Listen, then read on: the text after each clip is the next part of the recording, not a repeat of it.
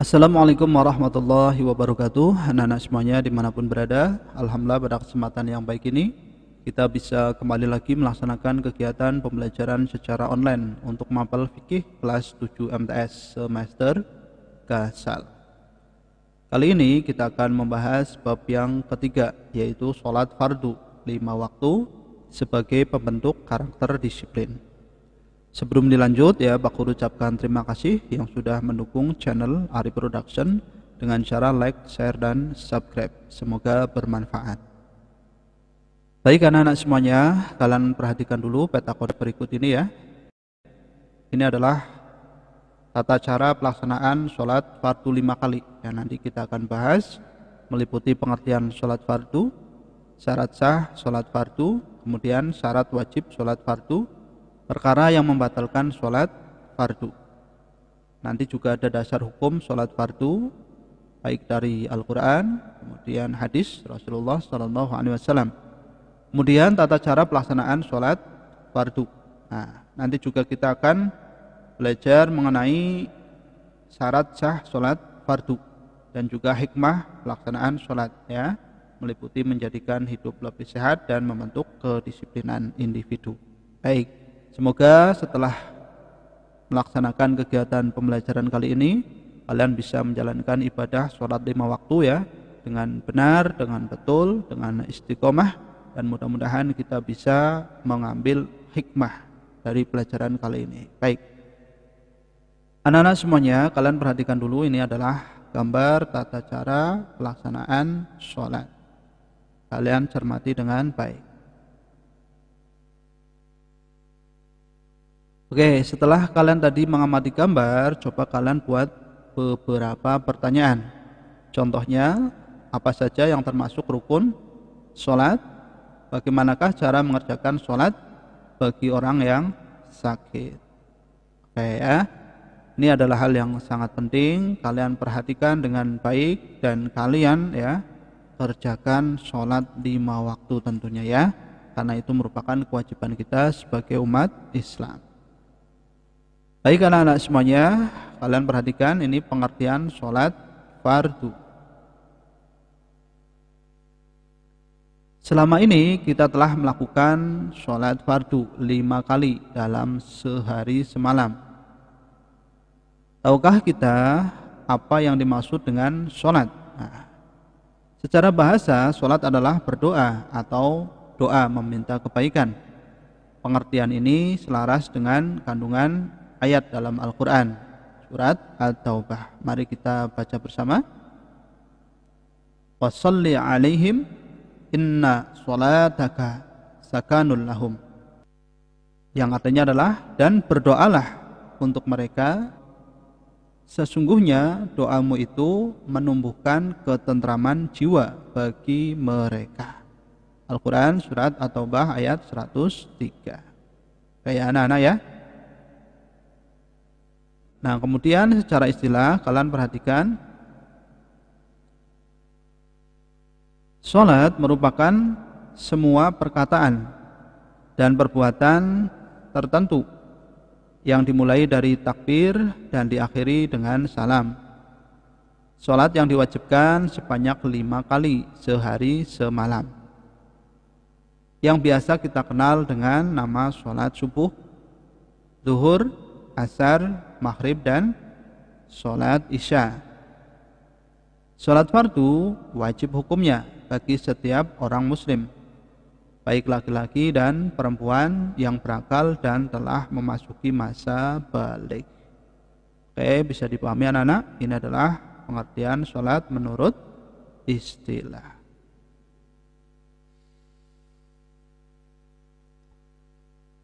Adapun dasar hukum perintah sholat, kalian bisa lihat ya, Pak Guru ambilkan satu dalil dari Al-Quran, surat Al-Bayyinah ayat 5. Mari kita baca bersama. Bismillahirrahmanirrahim. Wa ma umiru illa liya'budullaha mukhlishina lahuddina khunafa'a wa yuqimus sholata wa yu'tuz zakata wa dzalika dinul qayyimah. Oke, yang artinya adalah Padahal mereka hanya diperintahkan menyembah Allah dengan ikhlas, mentaatinya semata-mata karena menjalankan agama, dan juga agar melaksanakan sholat dan menunaikan zakat. Dan yang demikian itulah agama yang lurus atau benar. Al-Quran surat Al-Bayyinah ayat 5 ya.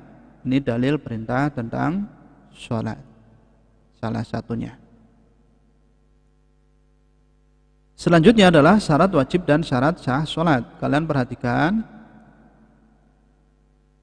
syarat wajib merupakan ketentuan-ketentuan yang berakibat pada diwajibkannya melaksanakan sholat. Syarat sah adalah ketentuan-ketentuan yang harus dipenuhi sebelum pelaksanaan sholat. Tidak terpenuhinya salah satu persyaratan, maka akibatnya sholatnya tidak sah.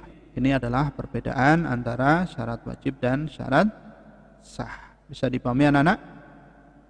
Oke, biar lebih jelas nanti kita akan masuk ke pembagiannya. Nah, kalian perhatikan ini ya. Yang termasuk ke dalam syarat wajib sholat, yang pertama adalah Islam, nah, baik laki-laki maupun perempuan. Yang kedua adalah telah memasuki akil balik. Yang ketiga ini adalah tidak hilang akal, baik itu karena gila, pingsan, terefek obat bius atau mabuk. Ya, ini adalah syarat wajib sholat. Adapun syarat sah sholat meliputi yang pertama Islam, mumayyiz atau bisa membedakan antara sesuatu yang bersih dan kotor, baik dan buruk, menguntungkan dan merugikan, dan seterusnya.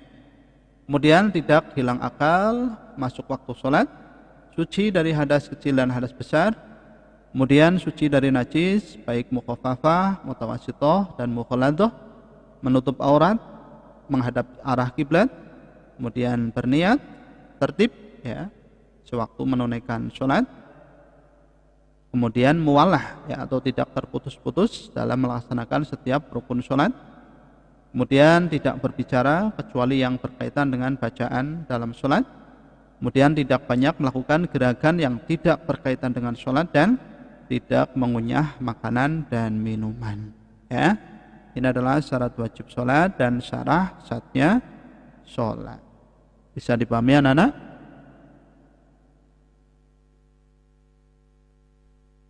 Untuk selanjutnya adalah perkara-perkara yang membatalkan sholat.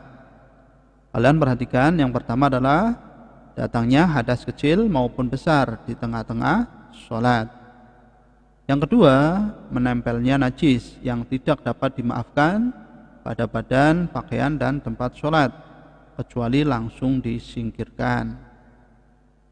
Yang ketiga, mengeluarkan ucapan lebih dari 2 huruf dengan sengaja untuk berbicara, atau 1 huruf namun sudah bisa difahami. Contoh, jangan berdiri, duduk, dan seterusnya. Ini juga membatalkan sholat ya.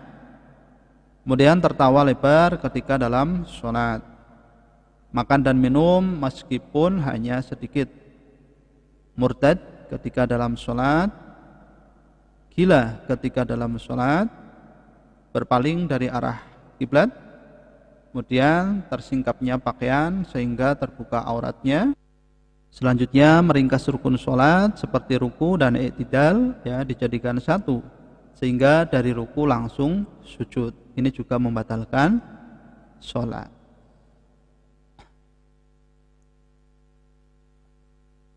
Kemudian ragu terhadap niat yang telah dilakukan, misalnya zuhur atau asar ya.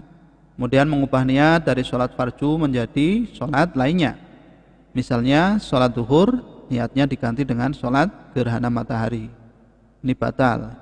Kemudian niat keluar dari sholat sebelum sempurna semua rukun-rukunnya.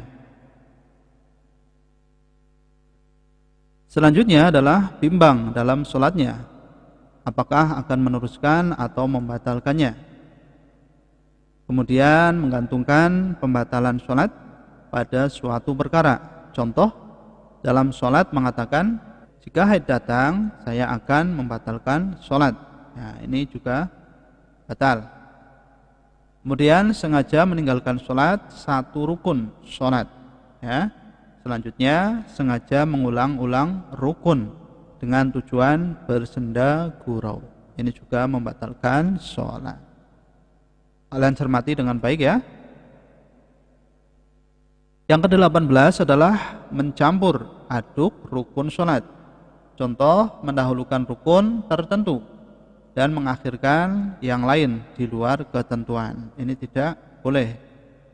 Kemudian bermakmum pada orang yang sholatnya tidak sah, seperti kepada orang kafir.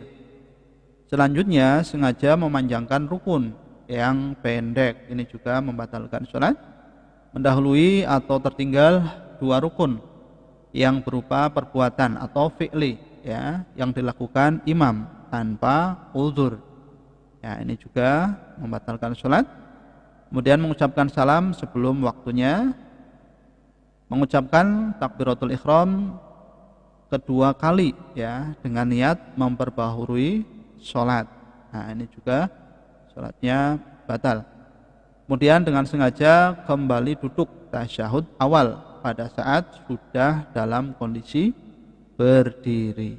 Ya, ini juga membatalkan sholat ya. Ternyata banyak sekali, kalian harus cermati dengan baik ya, biar kalian paham ya dan mengerti hal-hal yang bisa membatalkan sholat. Untuk selanjutnya adalah tata cara pelaksanaan sholat fardu. Kalian perhatikan,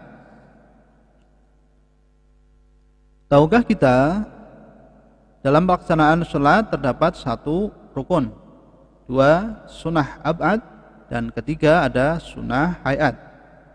Dan yang keempat adalah perkara-perkara yang membatalkan sholat. Keempatnya menjadi satu kesatuan. Contoh, ketika kalian kentut ya, tentu membatalkan sholat. Maka akibatnya adalah seluruh ketentuan dalam rukun, sunnah ab'ad dan sunnah hayat tidak mungkin dilaksanakan. Karena kentut akan berakibat batalnya sholat dan mengulangi kembali wudhu dan sholatnya dari awal. Jadi ini penting sekali, kalian perhatikan. Oke, yang pertama kalian perhatikan rukun sholat 5 waktu. Yang pertama adalah berdiri bagi orang yang mampu. Bagi yang kesulitan berdiri karena sakit atau lemah fisiknya, maka diperbolehkan sholat dengan duduk. Berdiri merupakan rukun awal sholat sebelum melakukan takbiratul ihram yang disertai dengan niat sholat. Ya, ini jika mampu maka berdirilah. Kalau sedang sakit boleh dengan berbaring atau duduk. Yang kedua adalah takbiratul ihram atau membaca Allahu Akbar dengan menghadap kiblat. Caranya adalah mengangkat tangan sejajar dengan 2 daun telinga. Waktu mengangkat tangan dilakukan bersamaan dengan mengucapkan takbir. Ya, kalian perhatikan ini gambar ilustrasi takbiratul ihram.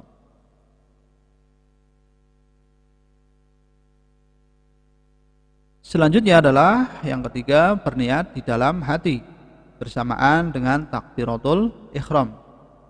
Niat memiliki 3 syarat yang harus dipenuhi. Yang pertama, ada kehendak untuk melakukan sesuatu. Yang kedua, menjelaskan ibadah yang hendak dilakukan. Dan yang ketiga adalah menyertakan kata fardu dalam niatnya. Perhatikan contoh niat sholat zuhur. Kalian perhatikan ya, Pak Guru bacakan.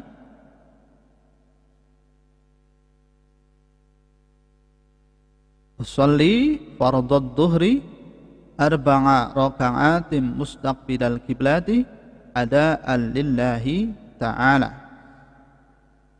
Aku berniat melaksanakan sholat fardu zuhur dengan 4 rakaat dan menghadap kiblat pada saat ini hanya semata-mata karena Allah Subhanahu wa ta'ala.